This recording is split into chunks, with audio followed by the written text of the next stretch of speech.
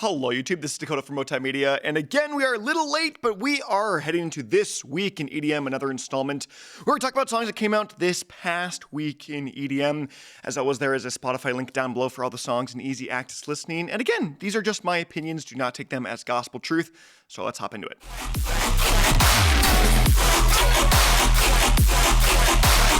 Starting us off in the bad category is Jessica Audiffred and SampliFire with Around the World La La La.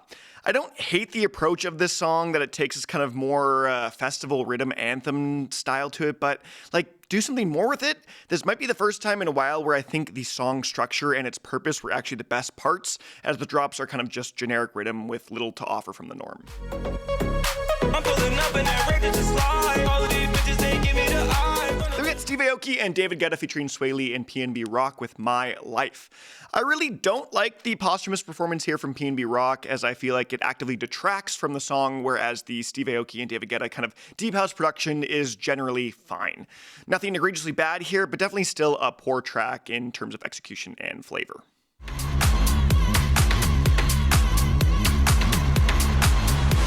We got Whipped Cream with Techno Is My Only Love from the new Caroline EP. I quite frankly didn't really think this track is really doing anything special. It's short, it's got one melody, one vocal sample, one unique movement. The track just sort of is doing nothing. Not enough to really make me feel even neutral about it, and that's why it's in the bad category.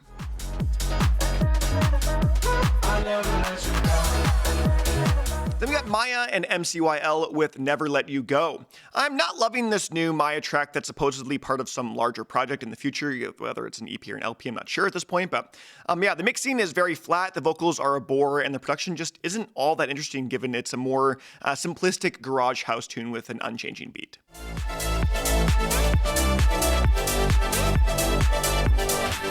Then we got Gryffin and Kaskade featuring New Law with In My Head. A very commercialized stutter progressive house track that has a flat mix but great vocal performance. The drops are pretty underwhelming and lack much oomph for this track to be any big commercial hit, and I just think that White deserves to be here at the top of bad.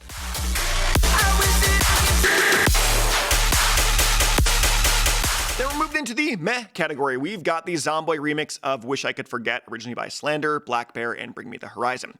I don't care too much for the Zomboy remix. It really went the kind of the opposite direction from the original, which I do appreciate, as it kind of opts in for a more heavily kind of abrasive, metallic, intense dubstep tone in all the ways that Zomboy typically is. But I just think he could have added a little bit more extra spice in the creativity department.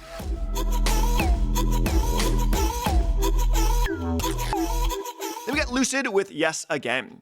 Loosid going for a wonky, almost IDM stylized track with lots of unique sonic movements and far from a kind of basic 4-on-the-floor type beat. Sadly though, I don't really think the elements really connected with one another, and it was a bit of an odd track that I just didn't really see myself coming back to a whole ton.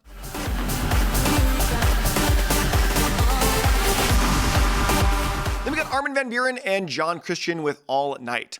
A fine main stage track meant for the festivals, but man, it's just a more kind of fairly derivative, linear track that doesn't really expand upon much that it provides to begin with.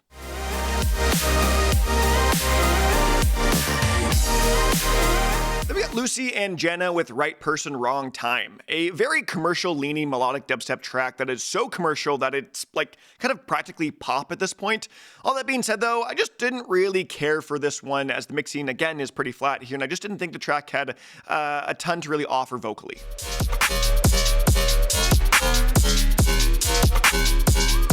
Then we got Viperactive with Poison, a kind of whatever rhythm track that has a nice melody and solid production, but at just over 2 minutes, there is nothing to really write home about this track. I think this song in particular had all the makings to be a really strong rhythm tune, but just didn't really go that extra mile.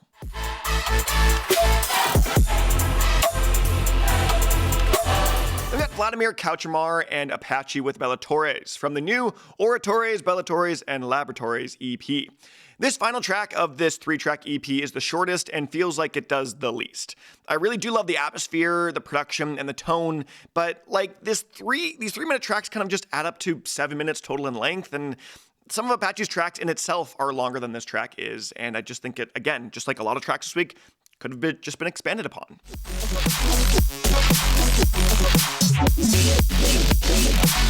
We've got Everen Maxwell with Wanderlust, a pretty nice mid-tempo track that sounds like it's all within this kind of medieval setting and context. And while I do appreciate the atmosphere and the tone, I didn't really feel like the track was really offering anything special, as it stayed quite fairly linear.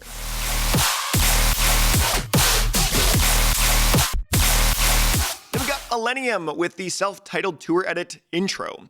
Somehow this is the heaviest ILLENIUM has ever really gotten ever. I don't so much care for this abrasive dubstep with screamo elements though from ILLENIUM, but considering this is more of a mashup being the kind of tour intro, I don't know, I just don't really see myself coming back to this one a whole ton and found it to be a kind of average to good-ish ILLENIUM song.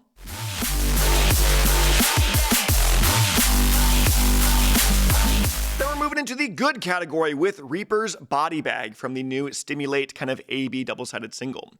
Pretty typical Reaper production here on this one with a more prominent vocal chop presence, I should say, all throughout, which is not so common for Reaper, but I do appreciate the more kind of free-flowing second drop that really does feel kind of fresh, but it's more or less this kind of bread and butter, which isn't necessarily a bad thing for Reaper, but yeah, still pretty good.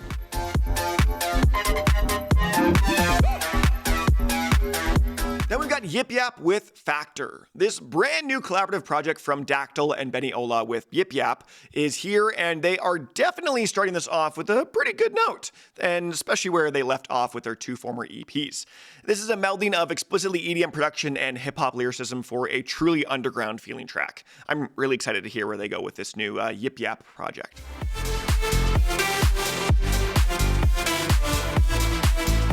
And we got Tiesto and Oaks with I Follow Rivers from the new Prismatic Pack 1 EP. A very serviceable track with a simple hook and melody. I think the track has a nice uplifting nature to it, and I quite frankly do enjoy this. It's nothing crazy and isn't doing a whole ton, but I could see myself really enjoying this for how easy it is to put on and listen to.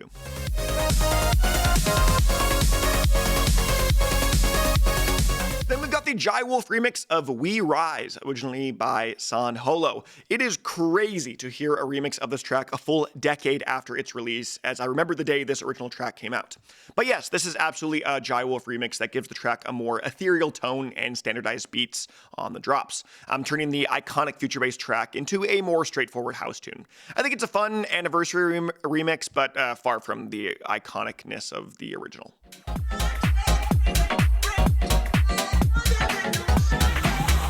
Then we got Nufori and Clouder with Bring It. A quick 2-minute track, but a very unique one for Nufori standards, taking on a garage style that feels quite inspired by Disclosure.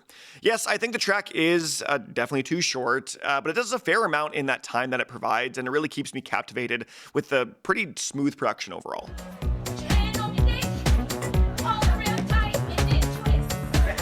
Then we got Jamie XX featuring Erykah Badu with FU from the new In Waves Deluxe album. Pretty great future garage tune with a fun club-centric atmosphere. I don't love the constant FUs, as it doesn't really allow me to play the song too much in public, as much as I would have liked to, but generally I think this is a great bonus track.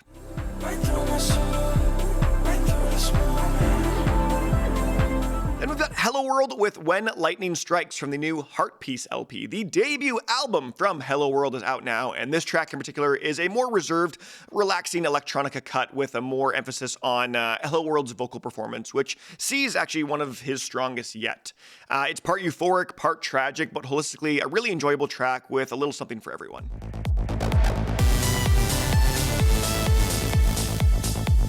Then we got Rebuke and deadmau5 featuring Ed Graves with Endless. I'm a big fan of the classic sounding deadmau5 melody and sound design here.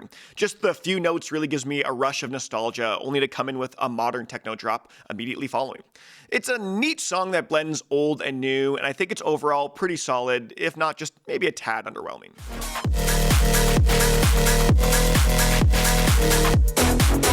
Then we got Saint Punk with Trouble. I really do think Saint Punk is one of the premier bass house producers right now, and this song just further cements that for me. It's got a steady beat and vocal sample and just goes for it with everything else. High energy, big beat, great track. Then we got Waze, Bensley, and Hoax with Twerp. Gonna stick with this one song for the Monster Cat and sort of Hospital compilation here, and it's gonna be this one, I think, because it was the most anticipatory, the one I was most looking forward to. I don't think this is the strongest from the compilation, but I do believe this track does a great job of blending together the kind of D&B styles of both Monster Cat and Hospital records. And my goodness, I love the vocal chops in the last drop, even though the production is a little bit more laid back on that one as well.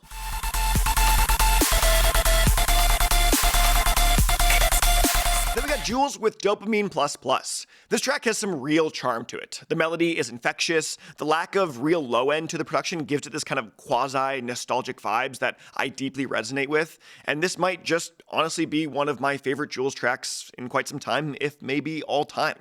I really do love this one, and I think you should definitely check it out. But that's been This Week in EDM. Let me know what you guys think of any and all songs in the comment section below, but other than that, I'm Dakota from Bowtied Media, and I'll see you guys in another video.